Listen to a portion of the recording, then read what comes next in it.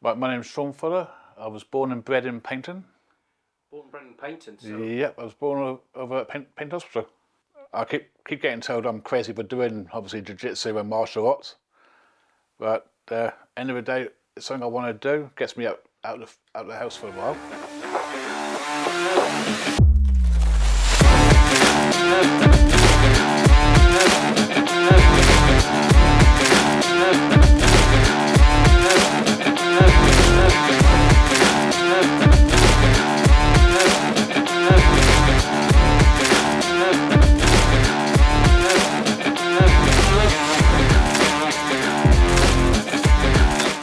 Do it probably about two or three times a week. But yeah, it's good. I recommend jiu-jitsu, martial arts, basically to anybody with disability. I think weather was always there in the back of my head, and there's always I've always had an interest in it. From a photography purpose as well. And being a photographer, you obviously want to catch something a bit different, lightning. So again, I think that had a bit more play as I've kind of grown older and respect Mother Nature.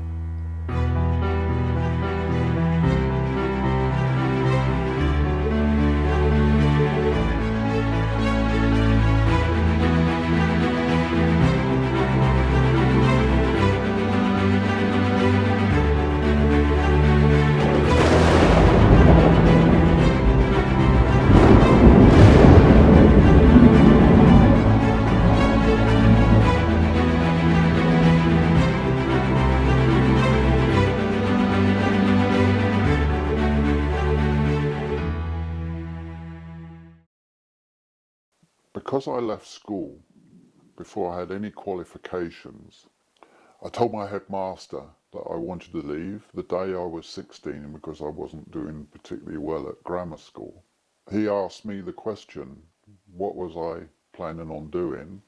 I said, realistically, I got no idea. I was probably going to work with my dad, who was just starting up a printing company. He knew my character, not naughty, but one of those characters that was always getting up to something. And then he said, I might have something for you if you're interested. And he said, I'll write to you in a few weeks. And a few weeks later, after I left school, I got a letter from John Rennie, then head of MI6, invited me for an interview in London. And that was it. This is what John Rennie had been asked to do. People were complaining that that field of work had become a bit cliquey and an old boys network, and people were getting away with murder, literally, and there were so many moles. You've heard of the Cambridge Five and people like that, and it was all getting a bit leaky, and people were saying you should explore new areas. Most people think of you as being a spy, they call it an agent. I wasn't an agent, I was a controller of agents. A little bit unusual for someone not to have gone through the university system to be given the role of controlling agent. My job was to recruit people to work for the British, and this would be foreign nationals working in their own country. And I was pretty good at that, persuading people. If you think that you want to do something, absolutely go for it. Even if you don't have a clue how you're going to get there, by declaring what you want, by having that goal, you will naturally, accidentally find your way there. It's about holding that space, it's about being relatable, it's about showing my own vulnerabilities, sharing my own story, and empowering them to know that they don't have to be ashamed of their situations, whatever that may be. They don't have to hide from anything, and to just harness that as their power, really, and to go after their dreams. And something I do within my coaching, not necessarily with young adults, but with grown-ups ultimately, is to define our own success. Now, success is very, very different to everybody. Growing up here in Torbay, so I was born up near Liverpool, but moved down here when I was like 2. Childhood wasn't always very plain sailing. So my mum was a drug addict, and anyone who understands addiction, you've got poverty, neglect, There was domestic violence around, there was crime, there was all the things that come with it. And I think for me, as a teenager, it was very much, I knew it was my choice. I could very easily go down that path, or actually I could just go down a whole different route. Take that moment to just have a conversation, and they can support you in whatever you need. There is no shame at all in asking for help. So I always knew that if I wanted something, I'd have to go and get it. And around 2017, I went to this event from a guy called Tony Robbins. So he's a big American personal development dude. And obviously you scribble lots of notes. Like I write notes about notes about notes. And randomly I just come across on my phone, I was going through some stuff and I seen a picture that I'd taken on my phone of a note that I'd wrote at that event. And it basically said, my mission in life is to help a child just like me to know that they are enough and that they can be anything they want to be. And if I don't, that's thousands of lost souls. And in that moment, I just had goosebumps the back of my neck everywhere. And I was like, okay, this is what I'm meant to do. Training partner, Liam, when he was with me that time, he's helped me out quite a lot with the techniques of jiu-jitsu and Muay Thai. Some I can actually master. Obviously, in time you will get used to it, but on the other hand, there's still stuff I can't do. But otherwise, I'm doing pretty good. How's he doing? He's doing very well, considering had a couple of ups and downs, haven't we, when it comes to like the temperature of the room and stuff like that. But then we just slow it down and we get there. Yeah, you get there, doing really well, man. I'm gonna choke you out, so you need to like not let that happen. You keep that arm down and try and get your head to the floor. Don't let him try and get out of that. Slide off his leg if you can, Sean. I'm partially sighted, plus I have learning disability as well. Normal day life, when I'm actually walking around, I use a right cane. Yeah, I was born with a disability, so I've not known anything different. We're back into mode to do hopefully PT. Oh, nice. Oh, cool. I don't know who it's going to be yet, mind you, but And they put me on leaps and bounds. Even they've noticed I've lost a lot of weight due to the fact of me doing the martial arts now. Not saying I was fat to begin with, but they have noticed a lot of difference. The simplest thing to do for a lot of new beginners, what they like to do, and it kind of feels safer rather than like having a stand-up fight, is they pull guard. So they might just do this, and then now I'm kind of in a pretty good position here because I've got my guard. He just keeps at it. Like, you know, it's obviously going to be a lot harder for him, but at the same time, he's got this. By being partially sighted, he can feel his way around, and jiu-jitsu is really good for that, being able to feel what your opponent's doing, and that can essentially give him like this superpower with it, which is great. So I think if he keeps at it, he'll do well. Your posture's up like this. If you put your posture forward like that, he's going to start to show you. Yeah. So you need to all you need to worry about here, when his legs are wrapped around you. Maybe hands in his armpits, standing up, pushing his legs on, getting past that guard.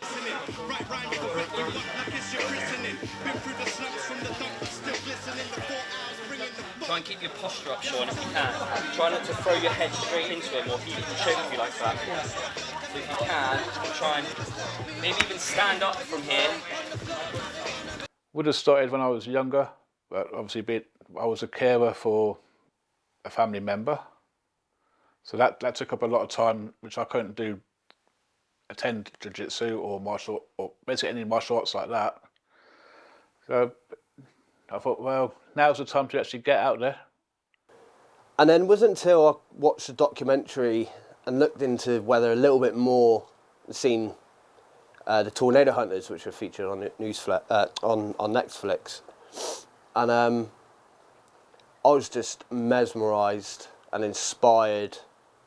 Didn't know storm chasing really existed until at that point.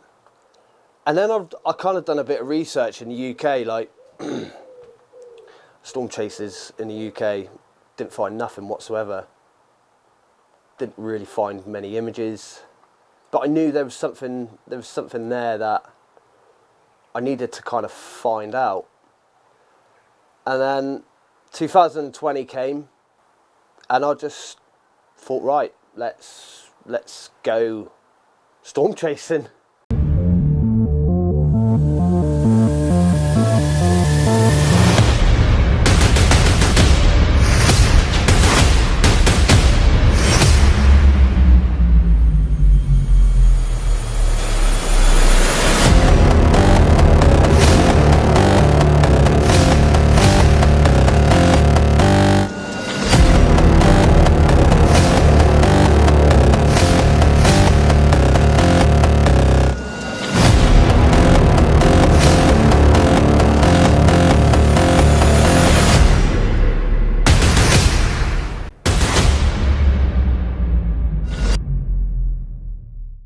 The Philippines was my biggest area.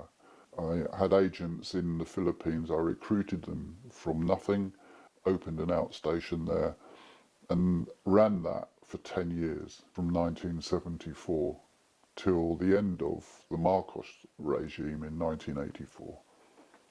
Played a big part in that.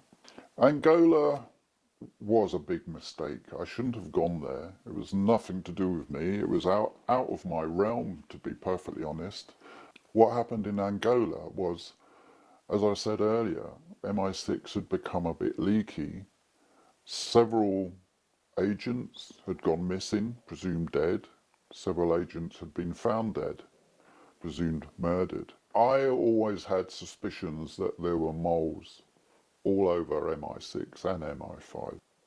I was asked to go there because the person that was supposed to do this particular role in Angola had disappeared, and I'd heard later that he'd been found dead, murdered. And he was a Spanish guy working for the British. He was a commandant in the Spanish army, a guy called Anselmo Gil. Now, he was supposed to take part in the UN mission in Angola. There was a mission set up called a UN AVEM, which is the Arms Verification Mission. Trial it out. I think the days where our parents and our grandparents and everybody else that would be in a job for 20, 30, 40 years and then have a pension and retire, those days are kind of gone. We do have, and we are accepted, I suppose, to be able to explore different things. I quit my corporate job, sales job, and kind of just went all in on my dreams to know that I didn't necessarily know how, but I knew that my message was strong enough to relate to people like me, children like me, to know that that doesn't have to define them. When I go and work with alternative provisions, so they're the children, for example, who get thrown out of mainstream, for me, their behaviour isn't that they're a naughty kid, it's that they just don't know how to channel that. So for me, I might have been compulsive compliant and well behaved, for example, but for them, they may reach out with bursts of anger, with their attitude towards staff, teachers, whatever it may be. And obviously the mainstream education system, if it doesn't fit in that box, then they're then kicked out. And the more they kind of get pushed out of the system, the more they feel that they've got no worth and they're not enough. So why would they then strive to go to university or start a business or whatever it may be? And I suppose really there's a bit of a social aspect for it as well, isn't there? Oh yeah, I mean, like this place is like a family. Like, it is just a big extended family, and everyone here is just lush. Like, so yeah, it's really nice. I'm still white belt at the moment. In Muay Thai, I'm yellow grade, which is obviously the armband which I've got, and I'm quite proud of that one for Muay Thai. He's further than I am, so yeah, got more stripes on his belt here than I have, so I'm learning from him just as much as he's learning from me. How's it going? Yeah, good.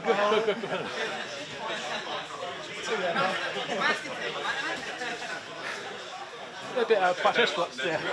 Out of path. A bit out of practice, I think, to be honest. We're getting there. Yeah. But I think my favourite has to be jiu-jitsu. Only because I can get beat people up. That's the reason why I think I took on jiu-jitsu, so I can say, right, all right, you're next. And he does the Thai boxing as well. Which I've not seen him do it because I don't do Thai boxing, so I've not seen him do that. But I know that he does that as well. He trains more than I do, I think. Well, you've been training with me for what? Just under a month? No, a bit more than that. Well, I say, it does seem less. Yeah, go on. Well, that's good. Look at that. How do you feel when you're going weather chasing? Alive. I mean, storm chasing isn't for everyone. Yeah, the thrill is just incredible. The adrenaline. It's a drug.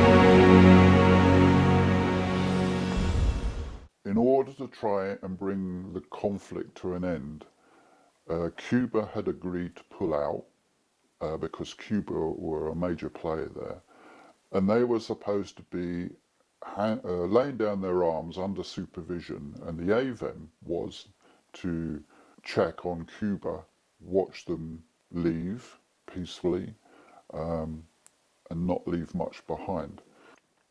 We needed to know if how much the Russians were involved. They weren't directly involved in the conflict, but you can guarantee if Cuba are there, the Russians will be there supplying arms or doing whatever they were doing. No one on the Avon had seen him before, so this team in London got me in his position, and I had to learn Spanish pretty quick.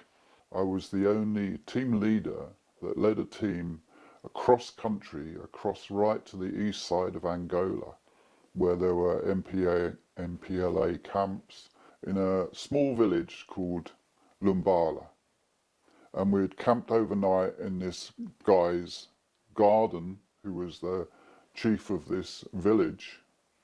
It was a diamond mining village that he'd set up. A really nice guy. He was native. It was a safe place to camp. He let us camp inside his walled garden. Early hours of the morning, I decided to creep off on my own and go and look at this. We were right next to an airstrip. On the other side of the airstrip was an MPLA camp. And I decided to creep off and go and look at this camp, see what missiles they had, what heavy machinery they had. Any of it might be Russian. Yeah, actually, I think Muay Thai and martial arts does actually bring a sense of well-being, puts everything in life into perspective, really. Because I would say I'm on equal terms with everybody that's there. No, they don't make special arrangements because they allowances because they don't. I won't ask for it.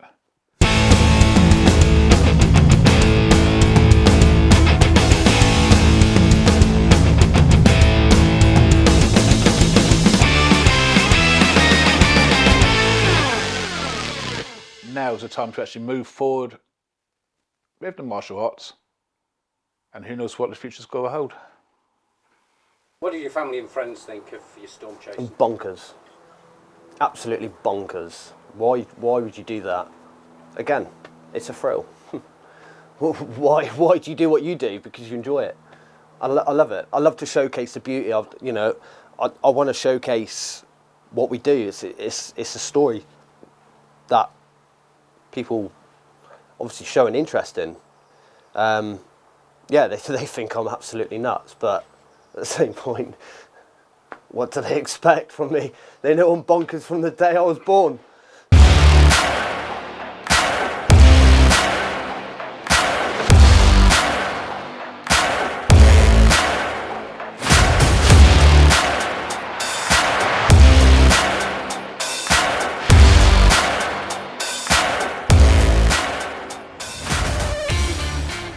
You look at people like parachute jumping, you know, that's a buzz to them. But yeah, storm chasing is just an insane feeling. The emotion, the beauty of seeing the Mother Nature, the structure, feeling the static energy, seeing the lightning, feeling the winds. It's just insane. I was asked if I would write an article for an American magazine in Las Vegas. That then led into an invite onto a TV show over in Vegas, but via online. I suppose the most popular one is like people skills and communication. So I do a lot around how to understand people, talk in people's language, and how in child's term, it's like, do you want to get your own way? Because if you can understand this, you are going to get so much more of what you want in such an easy way to do it. And then that kind of stems some kind of interest in New York. So I've, not long come back from New York, where I went to a studio, met the hosts, kind of was able to share why I'm passionate about what I do. And that will be going out very, very soon. The man actually grew up in Plymouth. So to be so close to where we are in the Bay and to be this phenomenal millionaire, you know, kind of massive success, it was like his message to the young people and even adults in and around Devon, the Bay and his areas, like how empowering and aspiring and motivating would that be to have a video from him that's direct to them. So I did what anyone would do, or maybe not everybody, but I basically knew I needed to see him face to face. I got in front of him, I went to his tour, but I paid for the VIP meet and greet because I knew I needed to speak to him. And I had like 30, 60 seconds to make an imprint.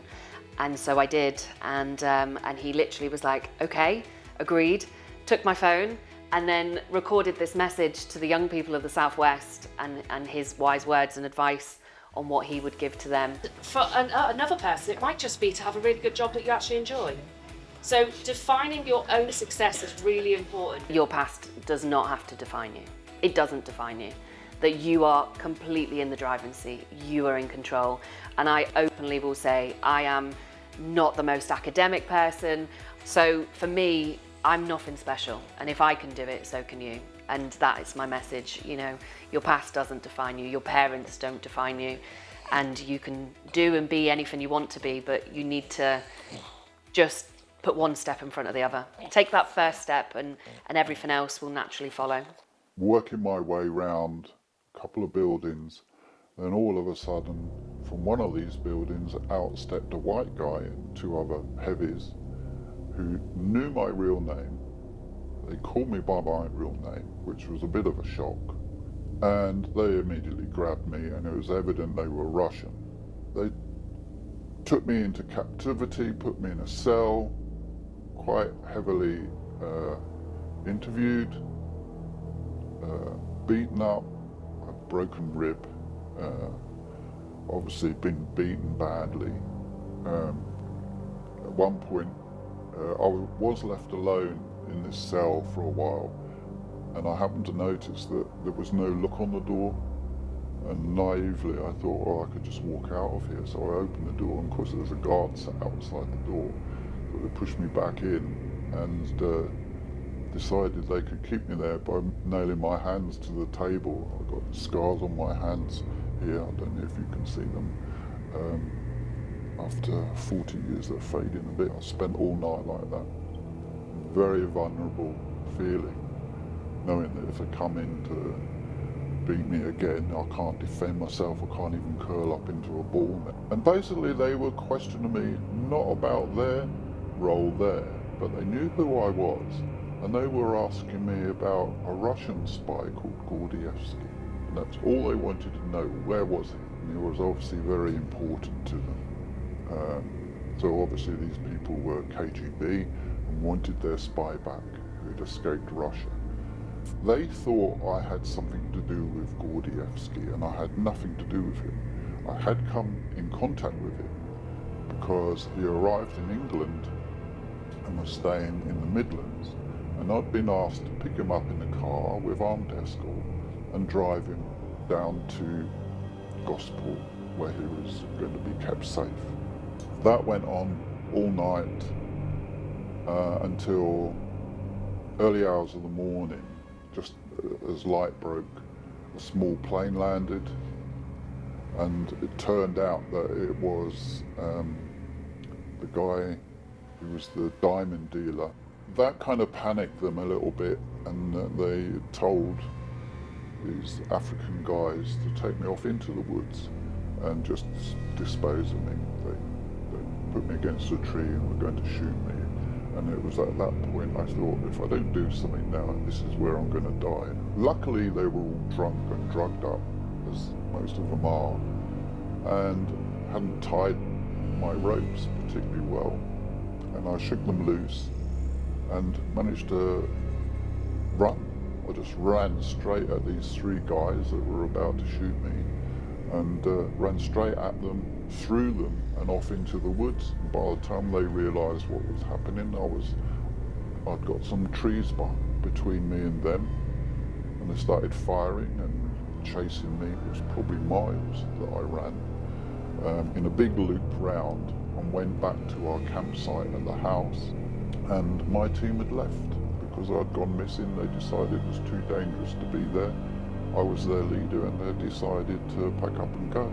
The people that were chasing me, could hear them coming down the road, were arriving at the house, so I disappeared off out the back door, through the village to the airfield where I got into the plane. That's when I could hear all the shooting going on in the house that I'd just left. The diamond dealer and this guy and his wife were murdered. I had 4 hours flying experience, no flying license, so I knew how to start it. I started it and took off. And as I took off, I could see on my right the shooting going on, dead people there. Flew, turns out, 700 miles back to Luanda. Never landed a plane before. I was talked down, called a mayday and talked down, and then got back to the British embassy. The British came and picked me up.